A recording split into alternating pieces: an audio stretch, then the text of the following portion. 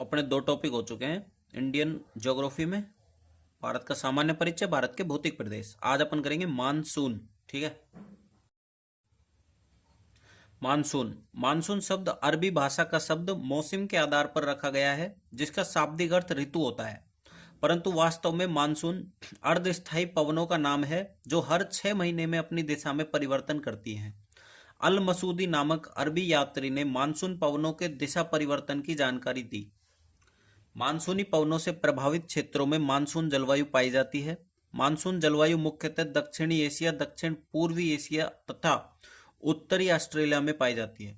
Monsoon पवनों से प्रभावित क्षेत्रों में अधिकतम वार्षिक वर्षा ग्रीष्म ऋतु में होती है। इन क्षेत्रों में उष्ण कटिबंधीय पतझड़ वनस्पति पाई जाती है। मानसून की उत्पत्ति को समझाने के लिए विभिन्न सिद्धांत दिए गए, जिन्हें दो बड़ी परिकल्पनाओं में वर्गीकृत किया जाता है। सिद्धांत चिरसम्मत संस्थापिक परिकल्पना एडमंड हैली, आधुनिक परिकल्पना रामनाथम Ramakrishna Ramamurthy Ananthakrishnan Pant Jambunathan Hamilton Flohn M T. Yin P Koteswaram. MONEX monsoon experiment. WMO world meteorological organization विश्व मौसम विज्ञान संगठन।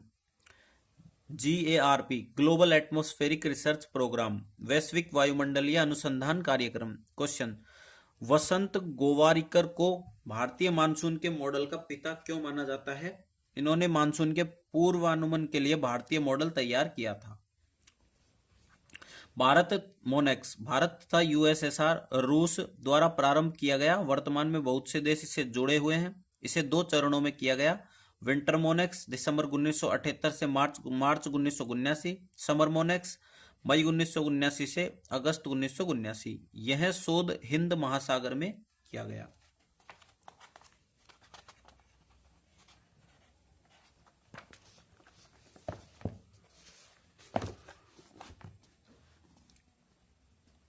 मानसून सिद्धांत चिरसम्मत संस्थापिक परिकल्पना ऊष्मीय सिद्धांत एडमंड हैली, आधुनिक परिकल्पना ITCZ सिद्धांत, जेट स्ट्रीम सिद्धांत, अल नीनो सिद्धांत, हिंद महासागरीय द्विध्रुव ला नीना सिद्धांत, जेट स्ट्रीम सिद्धांत, पछुआ जेट स्ट्रीम M.T. यिन, पूर्वा जेट स्ट्रीम P कोटेश्वरम।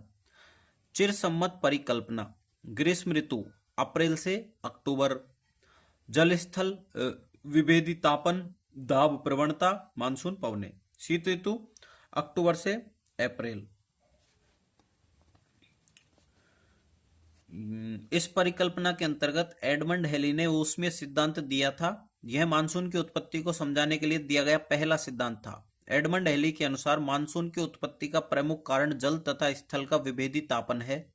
स्थल की तुलना में जल धीमी गति से गर्म एवं ठंडा होता है, जिसके कारण हमेशा जल तथा स्थल के बीच दाब प्रवणता पाई जाती है। ग्रीष्म ऋतु के दौरान भारतीय उपमहाद्वीप अत्यधिक गर्म हो जाता है, जिसके कारण यहाँ निम्न दाब परिस्थितियों का निर्माण होता है। इसकी तुलना में हिंद महासागर में उच्च दाब पाया जाता है, अतः पवनें हिंद महासागर से भारतीय उपमहाद्वीप की ओर चलती हैं। इन्हें दक्षिणी पश्चिमी मानसून पवनें कहते हैं। इन पवनों के कारण ग्रीष्म ऋतु में वर्षा होती है। शीत ऋतु के दौरान भारतीय उपमहाद्वीप अत्यधिक ठंडा हो जाता है, अतः भारतीय उपमहाद्वीप पर उच्च दाब परिस्थितियों का निर्माण होता है।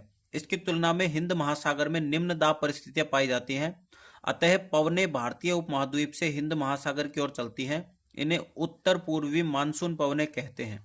ये पवनें शुष्क होती है तथा सामान्यतः शीत ऋतु के दौरान वर्षा नहीं करती। इन पवनों की एक शाखा बंगाल की खाड़ी से जल वाष्प ग्रहण करके कोरोमंडल तट पर वर्षा करती है। इस सिद्धांत की कमियां, यह सिद्धांत निम्नलिखित परिस्थितियों को नहीं समझा पाया। अप्रैल तथा मई के महीनों में निम्न दाब के बावजूद वर्षा प्राप्त नहीं होती। मानसून की कोई तिथि निर्धारित नहीं है। कभी मानसून देरी से तथा कभी जल्दी प्राप्त होता है। भारतीय उपमहाद्वीप तथा हिंद महासागर के बीच प्रतिवर्ष समान दाब प्रवणता रहती है, परंतु प्रतिवर्ष मानसून वर्षा की मात्रा में अंतर पाया जाता है।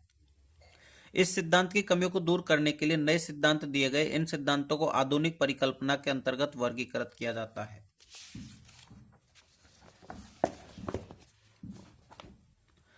आधुनिक परिकल्पना ITCZ सिद्धांत फ्लोन यह सिद्धांत 1950 के दशक में फ्लोन द्वारा दिया गया था। 1950 में कृष्ण राव ने इस सिद्धांत में अपना योगदान दिया था। फ्लोन के अनुसार मानसून की उत्पत्ति का प्रमुख कारण दाब पेटियों का विस्थापन है। सूर्य की बदलती स्थिति के अनुसार दाब पेटियों का विस्थापन होता है। दाब पेटियों के साथ पवन तंत्र भी विस्थापित होता है। आईटीसीजेड के सिद्धांतों के अन्य नाम: गतिशील अवधारणा परिकल्पना, वायुपुंज सिद्धांत, ITCZ, headless cell NH, headless head SH, विषुवत रेखीय पछुआ पवने। प्रश्न में ये ना आए तो आईटीसीजेड थ्योरी समझनी है, ठीक है। ये क्या है यार, जून, ये थोड़ा रोड मैप है, इसको देख लेना आप, इसको पढ़ेंगे तो समझ में आ जाएगा, ठीक है। इसका स्क्रीनशॉट ले लेना। जून जुलाई के महीने में सूर्य कर्क रेखा पर स्थित होता है। जून के महीने में आईटीसीजेड 20 से 25 डिग्री उत्तरी अक्षांश के बीच भारत पर आकर स्थापित हो जाता है। उत्तरी गोलार्ध की उपोष्ण कटिबंधीय उच्च दाब पेटी STHPB 40 डिग्री से 45 डिग्री उत्तरी अक्षांश के बीच स्थापित हो जाती है। दक्षिणी गोलार्ध की उपोष्ण कटिबंधीय उच्च दाब पेटी 10 से 15 डिग्री दक्षिणी अक्षांश के बीच स्थापित हो जाती है। भारत पर आईटीसीजेड के रूप में निम्न दाब पेटी स्थापित हो जाती है। यह निम्न दाब द्रोणी दक्षिणी गोलार्ध की पूर्वी पवनों को भारत की ओर आकर्षित करती है। दक्षिणी गोलार्ध की पूर्वी पवनें उत्तरी गोलार्ध में प्रवेश करते ही कोरियोलिस बल के कारण दाईं ओर मुड़ जाती है तथा ये पवनें दक्षिण पश्चिमी मानसून पवनों का रूप ले लेती है। ये मानसून पवनें भारत में वर्षा करती है तथा ये वर्षा जून, जुलाई, अगस्त के दौरान प्राप्त होती है। शीत ऋतु के दौरान उत्तरी गोलार्ध की उपोष्ण कटिबंधीय उच्च दाब पेटी STHPB भारत पर स्थापित हो जाती है तथा भारत पर उत्तर पूर्वी मानसून पवनों का प्रभाव रहता है। ये पवनें स्थल से जल की ओर चलती है तथा सामान्यतः वर्षा नहीं करती। स्पेट की चक्रवाती परिकल्पना। स्पेट ऑस्ट्रेलिया के वैज्ञानिक हैं। इनके अनुसार मानसून का निर्माण चक्रवातों के कारण होता है। चक्रवातों का निर्माण दो भिन्न भिन्न प्रकृति के वायुपुंजों के मिलने से बने गताग्र फ्रंट के कारण होता है। वाताग्र वाले क्षेत्र में वर्षा प्राप्त होती है। ग्रीष्म ऋतु में वाताग्र प्रबल होते हैं जिसके कारण ग्रीष्म ऋतु में अधिक वर्षा प्राप्त होती है। शीत ऋतु के दौरान वाताग्र कमजोर हो जाते हैं, अतः शीत ऋतु में वर्षा अधिक प्राप्त नहीं होती। जेट स्ट्रीम सिद्धांत, इसका रोड मैप है, इसको समझ लेना। शीत ऋतु में जेट स्ट्रीम प्रबल 184 किलोमीटर प्रति घंटा। ग्रीष्म ऋतु में जेट स्ट्रीम 110 किलोमीटर प्रति घंटा। दाब प्रवणता बल, कोरियोलिस बल उच्च वायुमंडल में। ऊपरी क्षोभ मंडल में 8 से 12 किलोमीटर ऊंचाई पर तीव्र गति से पश्चिम से पूर्व की ओर विसर्पाकर मार्ग पर चलने वाली पवनों को जेट स्ट्रीम कहते हैं। इन्हें रोसबी तरंगे भी कहते हैं। ये पवनें समदाब रेखाओं के समांतर चलती है, अतः इन्हें भूविपेक्षी पवनें भी कहते हैं। जेट स्ट्रीम का प्रभाव मानसून पर रहता है। जेट स्ट्रीम शब्द हैनाविच सीलकोफ। जेट स्ट्रीम स्थायी व अस्थायी होती है। स्थायी जेट स्ट्रीम 4 प्रकार की होती है। STWJS उपोष्ण कटिबंधीय पछुआ jet stream 30 degree north south.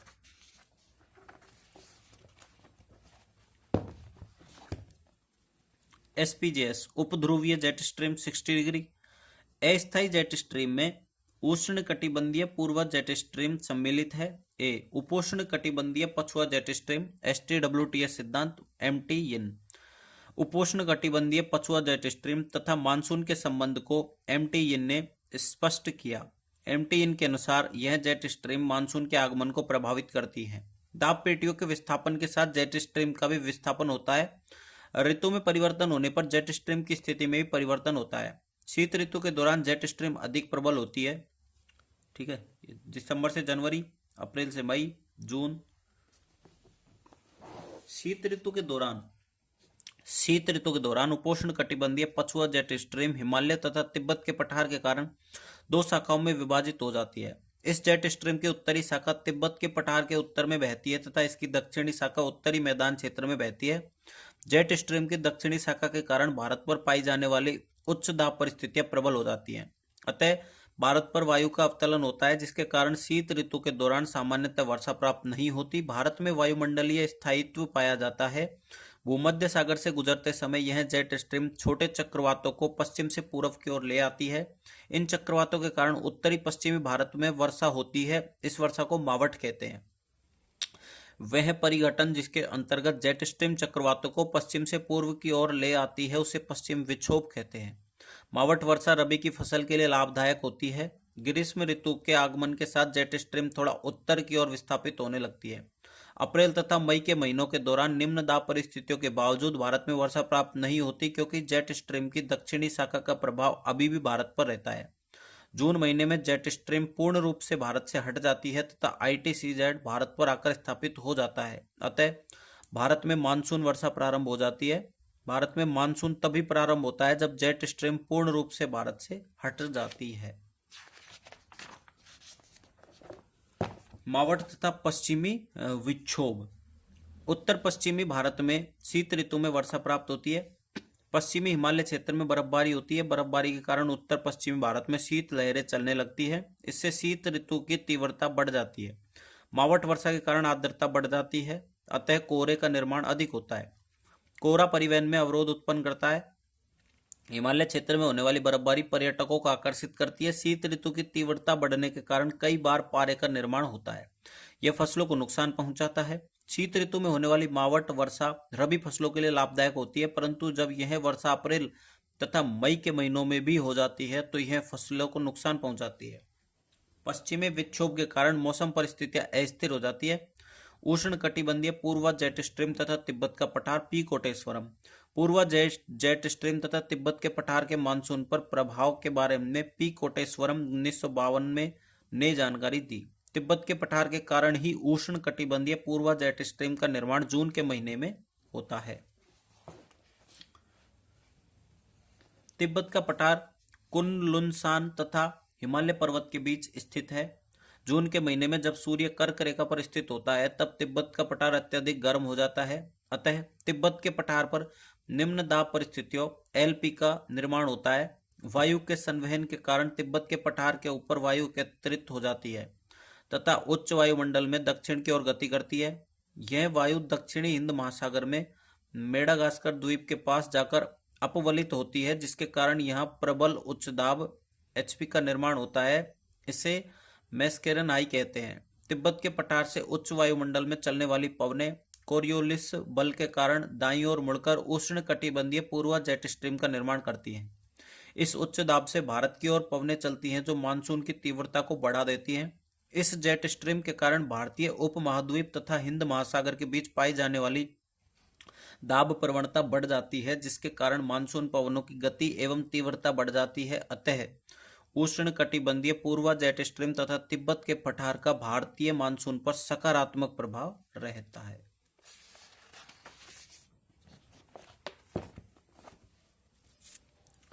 Somali jet stream. यह निम्न वायुमंडलीय जेट स्ट्रीम है। इस जेट स्ट्रीम का भारतीय मानसून पर सकारात्मक प्रभाव रहता है।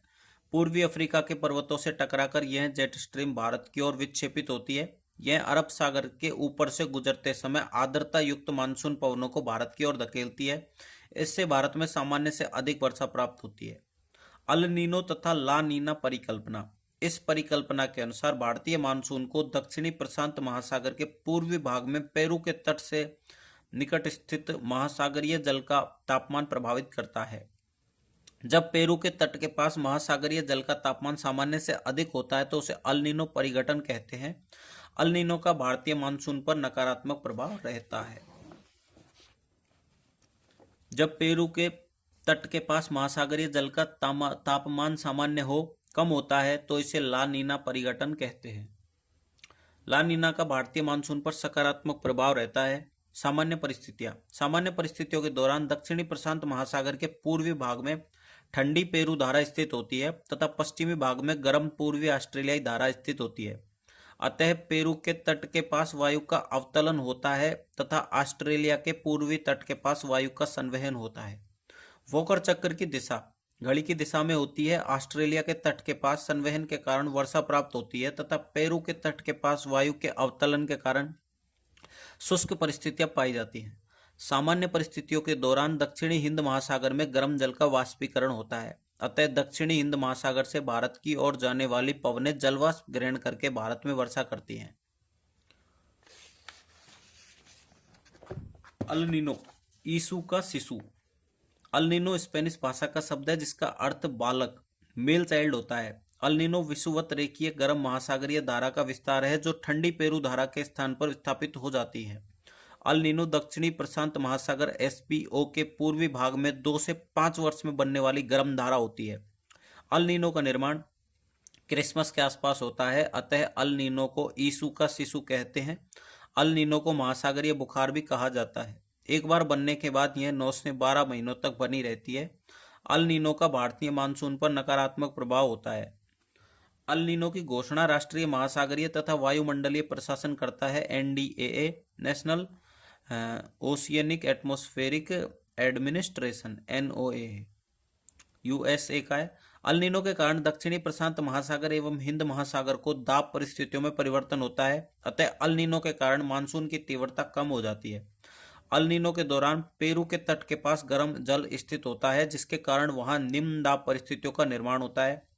ऑस्ट्रेलिया के पूर्वी तट के पास वायु के अवतलन के कारण उच्च दाब परिस्थितियों का निर्माण होता है तथा वर्षा की स्थिति नहीं बनती। वॉकर चक्र की दिशा बदलकर घड़ी की विपरीत दिशा में हो जाती है। दक्षिणी प्रशांत महासागर के पूर्वी भाग में वायु का संवहन होता है जिसके कारण वर्षा प्राप्त होती है। दक्षिण प्रशांत महासागर के पूर्वी भाग में निम्न दाब के रूप में पवनों को खींचने वाला बल प्रभावी होता है। इस दौरान दक्षिणी गोलार्ध की व्यापारिक पवनें कमजोर हो जाती हैं। पूर्वा पवनों के कमजोर होने के कारण मानसून पवनें भी कम प्रबल हो जाती हैं। दक्षिणी हिंद महासागर में वाष्पीकरण की मात्रा कम हो जाती है, अतः भारत की ओर जाने वाली मानसून पवनों को अधिक जलवाष्प नहीं मिल पाता है, अतः ये पवनें भारत में कम वर्षा करती हैं। अतः अल नीनो का भारतीय मानसून पर नकारात्मक प्रभाव रहता है।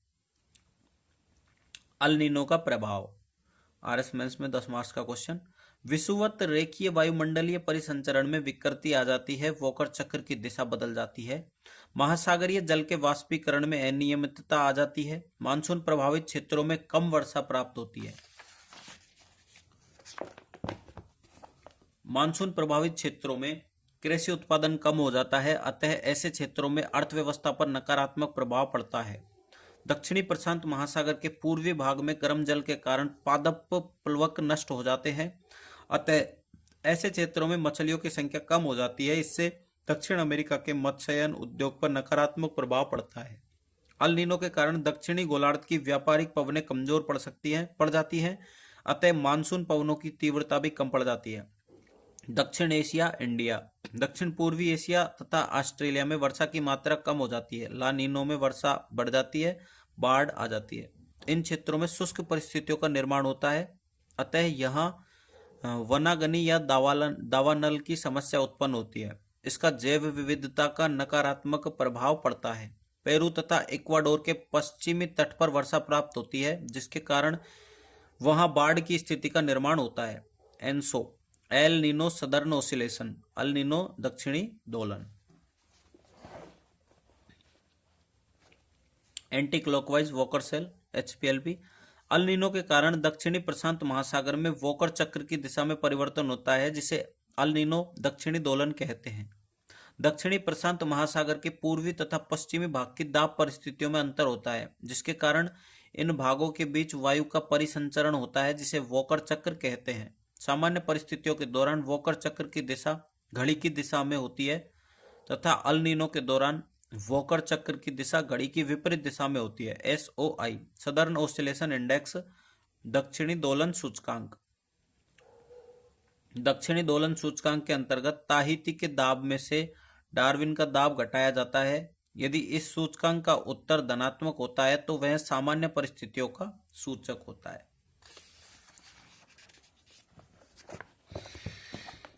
यदि इस सूचकांक का उत्तर ऋणात्मक होता है तो वह अल नीनो का सूचक होता है, अतः यह सूचकांक अल नीनो के निर्माण और तीव्रता की जानकारी देता है। जैकोब बर्कनीज ने दक्षिण दोलन व अल नीनो में संबंध स्थापित किए। SOI, Tahiti, pressure, Darwin, PR। सामान्य परिस्थिति प्लस दैट इज 1000 MB से 950 MB, that is 50 MB plus. Tahiti. El Nino minus that is 900 MB से 950 MB, माइनस 50 MB माइनस। ला नीना, यह स्पेनिश भाषा का शब्द है जिसका अर्थ है बालिका फीमेल चाइल्ड। ला नीना ठंडी पेरू धारा से भी ठंडी धारा है। इस ठंडी धारा का निर्माण ठंडे जल के अपवलन के कारण होता है। ला नीना का भारतीय मानसून पर सकारात्मक प्रभाव रहता है। ला नीना का निर्माण सामान्यतः अल नीनो के बाद होता है। अल नीनो के दौरान दक्षिणी प्रशांत महासागर के पूर्वी भाग में भारी वर्षा होती है, अतः इस क्षेत्र का जल स्तर उच्च हो जाता है। अतः जल पूर्व से पश्चिम की ओर बहने लगता है। इससे गर्म जल का विस्थापन पूर्व से पश्चिम की ओर हो जाता है, जिसके कारण अल नीनो कमजोर पड़ जाती है। अतः इस क्षेत्र में पाई जाने वाली दक्षिणी गोलार्ध की व्यापारिक पवनें प्रबल हो जाती हैं। दक्षिणी प्रशांत महासागर के पूर्वी भाग में विस्थापन के साथ ठंडे जल का अपवलन हो जाता है। इससे ला नीना का निर्माण होता है। ला नीना के कारण पेरू के तट के पास प्रबल उच्च दाब HP हाई प्रेशर परिस्थितियों का निर्माण होता है। अतः इस क्षेत्र में पवनों को धकेलने वाला बल प्रभावी होता है। अतः भारत की ओर जाने वाली मानसून पवनों की तीव्रता बढ़ जाती है। हिंद महासागर में वाष्पीकरण की मात्रा बढ़ जाती है। अतः मानसून पवनें अधिक जलवाष्प ग्रहण करके भारत में भारी वर्षा करती हैं। ला नीना के प्रभाव 5 मार्क्स का क्वेश्चन है RS में 2021 में। विषुवत रेखीय वायुमंडलीय परिसंचरण में सुधार होता है। वोकर चक्र की दिशा घड़ी की दिशा में हो जाती है। महासागरीय जल के वाष्पीकरण में नियमितता आ जाती है। मानसून प्रभावित क्षेत्रों में भारी वर्षा प्राप्त होती है। मानसून प्रभावित क्षेत्रों में कृषि उत्पादन बढ़ जाता है, जिससे अर्थव्यवस्था पर सकारात्मक प्रभाव पड़ता है। दक्षिण अमेरिका के पश्चिमी तट के पास पादप प्लवक की वृद्धि बढ़ जाती है, जिस कारण इस क्षेत्र में मछलियों की संख्या बढ़ जाती है। अतः ला नीना के कारण दक्षिण अमेरिका के मत्स्यन उद्योग पर सकारात्मक प्रभाव पड़ता है।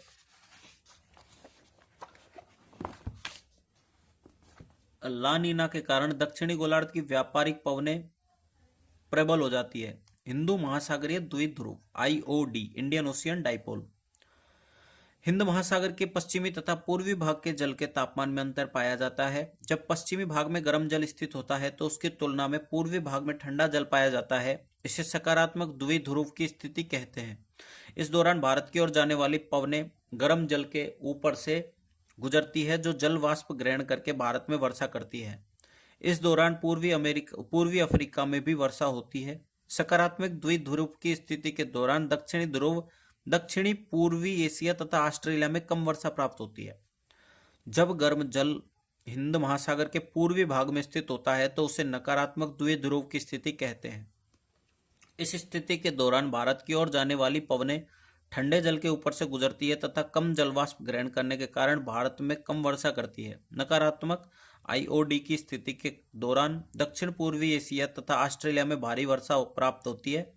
सकारात्मक IOD द्विध्रुव के दौरान भारत पर अल नीनो का प्रभाव नहीं पड़ता, परंतु इस दौरान अल नीनो का प्रभाव दक्षिण पूर्व एशिया तथा ऑस्ट्रेलिया में रहता है। नकारात्मक द्विध्रुव की स्थिति के दौरान भारत पर अल नीनो का प्रभाव पड़ता है। MJO मैडन जूलियन दोलन। उष्ण कटिबंधीय क्षेत्र में होने वाले वायु परिसंचरण को MJD कहते हैं। यह वायु परिसंचरण तंत्र पश्चिम से पूर्व की ओर गति करता है।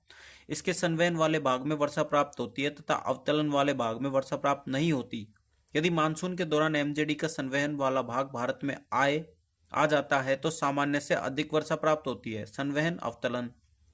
मानसून पूर्व वर्षा नॉर्वेस्टर, चाय पटसन चावल के लिए लाभदायक।